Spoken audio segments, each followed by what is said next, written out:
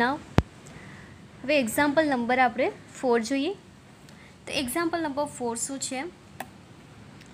A member of a steel roof truss consists of two angles. આપણે theory લેક્ચરમાં જોઈ ગયા હતા, જેની ફિગર આપણે લાઈક થશે. એંગલ તો તમે મોસ્ટ ઓફલી જોયા હશે, ક્લિયર? જેની ફિગર તમે જોઈ શકો છો. આ ટાઈપના તમારા એંગલ્સ હશે. ઓકે, તો અહીંયા તમને 2 એંગલ આપ્યા છે. ઓકે, 2 એંગલ્સ જેની સાઇઝ છે IS is equal two Indian standard angle તમારું IS શું છે 75/75/6 mm. આ લેન્થ થશે, આ તમારી ડેન હાઇટ, ડેન તમારી આની થિકનેસ. ક્લિયર? તો એ છે તમારે size 75/75/6 mm. Back to back on either side of 8 mm thick gusset plate. હવે તમારી પાસે એક ગસેટ પ્લેટ છે.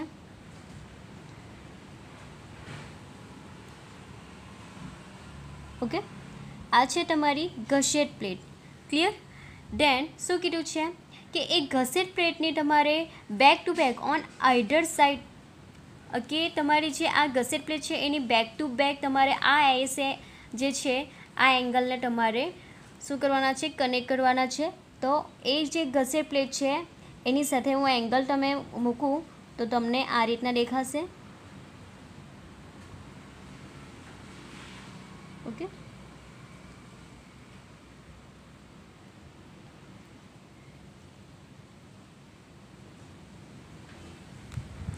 પાછળ આપણે ફિગર જોવાના છે, અત્યારે આપણે રફલી જોઈએ. ઓકે, તો આ તમારા શું થયા 75/75/6 mm તમારે IS છે.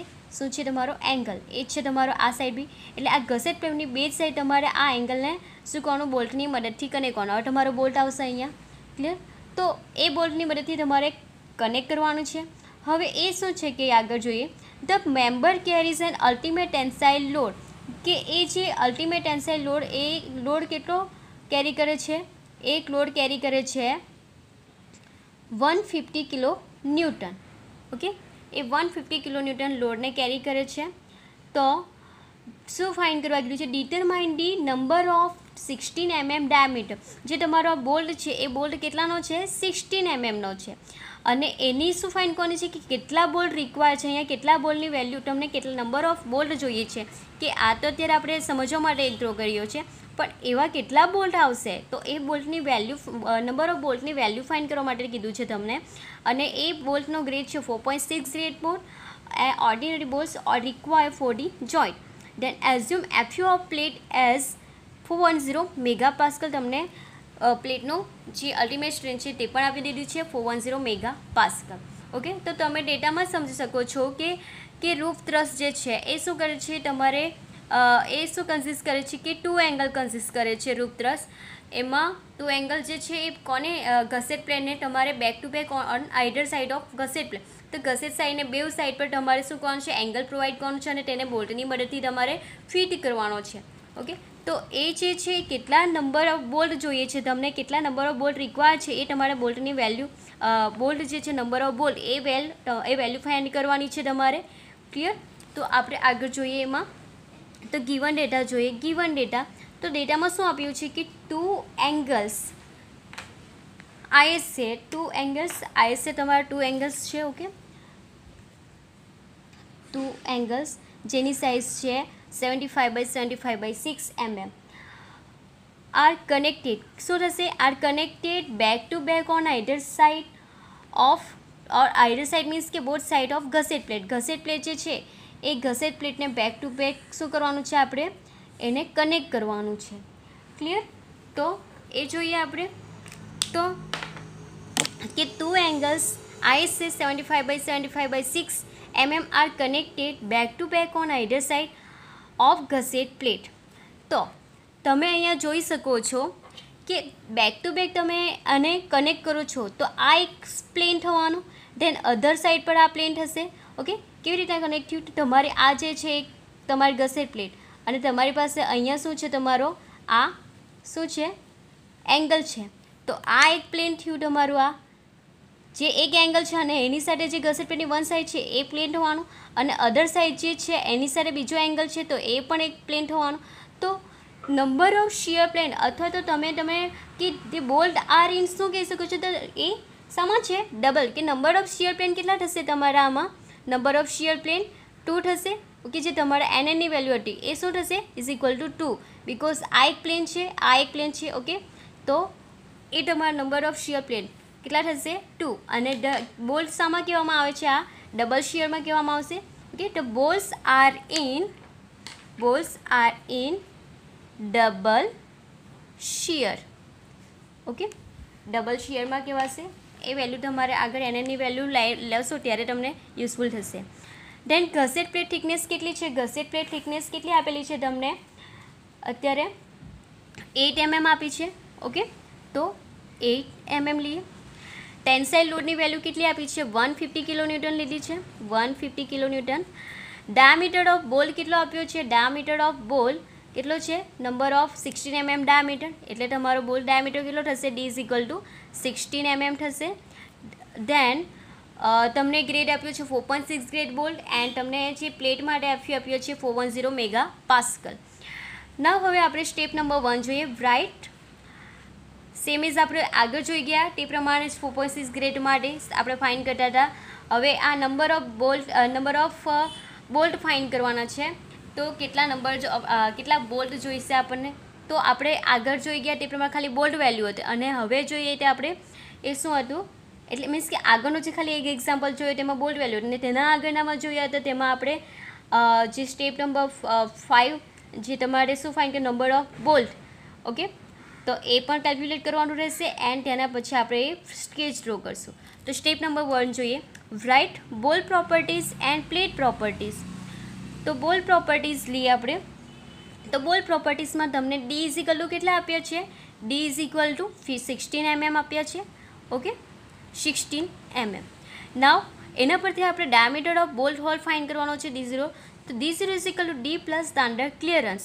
અને સ્ટાન્ડર્ડ ક્લિયરન્સ કોના બેઝ પર લેશું, IS code 800 2007, table number 19, page number 73. તમારી પાસે ડાયામીટર્સ કેટલો છે બોલ્ટનો, 16. તો તમે સેકન્ડ રોમાં જો આ ટેબલ નંબર 19, પેજ નંબર 73ના બેઝ પર 16 to 22 એટલે તમારો ડાયામીટર કેટલો છે 16 આપ્યો છે, એટલે તમે સ્ટાન્ડર્ડ ક્લિયરન્સ કેટલું એડ કરવાનું, 2 mm. ઓકે, તો હું 2 mm એડ કરું છું. તમારો ડાયામીટર ઓફ બોલ કેટલો છે 16 પ્લસ સ્ટાન્ડર્ડ ક્લિયરન્સ કેટલું હતું 2. સો તમારો ડાયામીટર ઓફ બોલ હોલ કેટલો આવશે, 18 mm આવશે. ક્લિયર. નાવ હવે આપણે આગળ જોઈએ. For 4.6 ગ્રેડ બોલ્ટ માટે FUB ઇઝ ઇક્વલ ટુ કેટલા થશે, 4. ફર્સ્ટ ઇઝ ડેસિમલ 4 ઇન્ટુ એની સાથે મલ્ટીપ્લાય કરશું 100, એટલે કેટલા આવશે 400 ન્યૂટન પર mm square. Then FYB ultimate tensile strength of yield strength of bolt, તો એ આવશે તમારો 0.6 ઇન્ટુ તમે આ મલ્ટીપ્લાય કરો અલ્ટિમેટ સ્ટ્રેન્થ 400, તો કેટલા આવશે તમારું 240 ન્યૂટન પર mm square. Same next plate properties. તો પ્લેટ પ્રોપર્ટીઝ તમને ગિવન ડેટામાં આપ્યું છે FU is equal 41 mega pascal. So FU is equal to FU means કે અલ્ટિમેટ સ્ટ્રેન્થ ઓફ પ્લેટ, તો 410 ન્યૂટન પર mm સ્ક્વેર. નાવ નેક્સ્ટ આપણે સ્ટેપ નંબર 2 ફાઇન કરીએ. Calculate shear capacity of bolt, જે કયા ક્લોઝ પ્રમાણે છે 10.3.3. તો IS code 800 2007, clause number 10.3.3, page number 75. આગળ જોઈ જ ગયા છે તે પ્રમાણે. Okay, shear capacity of bolt જે છે VDSB is equal to VNSB divide by gamma MB. Gamma MB partial safety factor જે આપણે ટેબલ નંબર 5ના બેઝ પર લઈશું, અને NSB મીન્સ કે નોમિનલ શિયર કેપેસિટી જે આપણે આ ફોર્મ્યુલા થ્રુ ફાઇન કરશું. તો ફર્સ્ટ છે ગામા MB. તો ગામા MB જે છે પાર્શિયલ સેફ્ટી ફેક્ટર, જે આપણે ટેબલ નંબર 5 પેજ નંબર 30ના બેઝ પર લઈશું. ગામા MB આપણે આગળ બી જોઈ જ ગયા છે, શું વેલ્યુ આવતી હતી એની 1.25, છતાં પણ આપણે એકવાર જોઈ લઈએ. ક્લિયર. તો partial safety factor table number 5 page number 30 પર ગામા MBની વેલ્યુ કેટલી છે 1.25. ક્લિયર. તો એ છે તમારું 1.25, partial safety factor 1.25. Now next VNSB જે આપણે આ જ ક્લોઝમાં જોઈ ગયા 10.3.3માં FUB divide by root 3 NN into ANB plus NS into ASB, where FUB શું છે? FUB આપણે બોલ્ટ માટે જે અલ્ટિમેટ સ્ટ્રેન ફાઇન્ડ કરી ગયા એ જ છે. તો એ શું છે આપણી પાસે? FUB is equal to 400 newton પર mm સ્ક્વેર. ધેન ANB માટે વાત કરીએ. ANB શું છે? તો ANB is equal to net area of bolts at threads. Okay, તો એ કઈ રીતના કેલ્ક્યુલેટ કરશો આપણે? તો ANB is equal to 0.78 pi by 4 into D square. તો ANB is equal to 0.78 into pi by 4 into D square. D square શું છે? તો ડી સ્ક્વેર જે છે તમારો ડાયામીટર ઓફ બોલ્ટ આપ્યો છે, કેટલો આપ્યો છે? 16 mm આપ્યો છે. ઓકે, તો એ આપણે 16 લેશું, જે તમે અહીંયા જુઓ છો diameter of bolt 16 mm. Okay, તો એ જ વેલ્યુ આપણે મૂકીએ અહીંયા. તો 16નો હોલ સ્ક્વેર. સો આપણે કેલ્ક્યુલેટ કરીએ 0.78 ઇન્ટુ પાઈ ઇન્ટુ 16નો સ્ક્વેર ડિવાઇડ બાય 4, તો કેટલા આવે છે? 156.8. So ANB is equal to 156.8. શું આવશે? એરિયા છે, so mm square. Now next આપણે આગળ જોઈએ તો ASBની વાત કરીએ. તો ASB શું છે? તો ASB is equal to nominal plain shank area of the bolt, જે કઈ રીતના કેલ્ક્યુલેટ થશે? Pi by 4 into D square. So ASB is equal to pi by 4. D કેટલા છે? ડી ડાયામીટર ઓફ બોલ 16, તો 16નો સ્ક્વેર. તો પાઈ બાય 4 ઇન્ટુ 16નો હોલ સ્ક્વેર 201. સો ASB કેટલા આવે છે? 201.06 mm સ્ક્વેર. આ પણ એરિયા છે એટલા માટે mm સ્ક્વેર. ક્લિયર? હવે વાત કરીએ જે આપણે રફલી જે ફિગર ડ્રો કરીએ એમાં જોઈ ગયા આપણે NN ને NSની વાત કરવાના છે. તો જે બોલ્ટ છે એ બોલ્ટ શામાં છે? તમારા બોલ્ટ ડબલ શિયરમાં આપણે પહેલાં જ વાત કરી ગયા કે the bolts R in double shear, કે તમારી ગસેટ પ્લેટ છે એની બેવ સાઈડ પર તમે બોલ્ટની મદદથી તમે એંગલને કનેક્ટ કરો છો. તો અહીંયા એક પ્લેન રચાશે, અહીંયા એક શિયર પ્લેન રચાશે. ઓકે, તો ટચ શામાં થશે? આ ડબલ શિયરમાં થશે. સો NNની વેલ્યુ કેટલી લેવામાં આવે છે? NN is equal to 2. Okay, then assume fully threaded bolt આપણે એઝ્યુમ કરીએ તો જે શિયર પ્લેન છે વિધાઉટ થ્રેડ, તો NSની વેલ્યુ શું થશે? 0. બિકોઝ આપણે એઝ્યુમ શું કરીએ છીએ કે જે બોલ્ટ લઈએ છીએ કેવો ફૂલી થ્રેડેડ લઈએ છીએ, એટલા માટે NSની વેલ્યુ 0 થશે.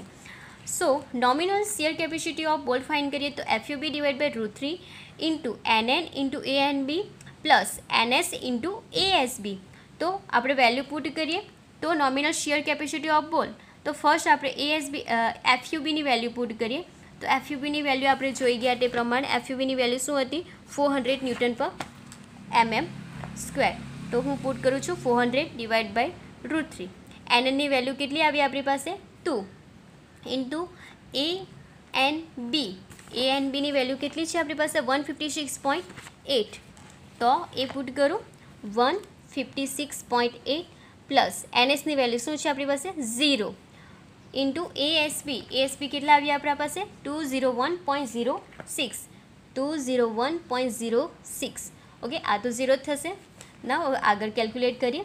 So nominal shear capacity of bolt is equal to કેટલા આવશે? આપણે કેલ્ક્યુલેટ કરીએ, જોઈએ તો 400 ઇન્ટુ કેટલા થશે?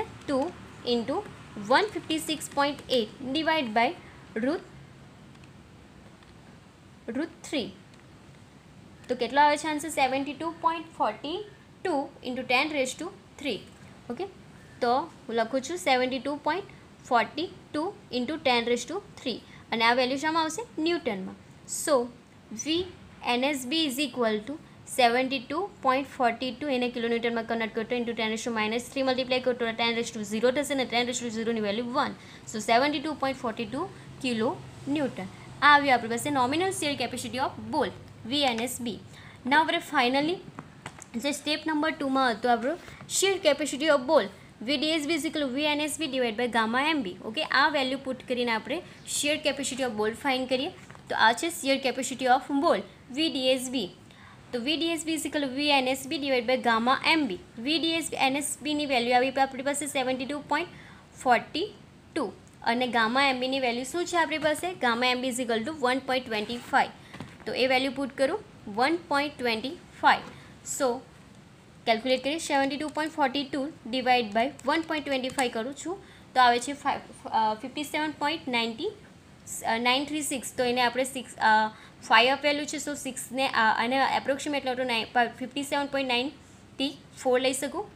ઓકે, તો 50 શિયર કેપેસિટી ઓફ બોલ 57.94 કિલો ન્યૂટન.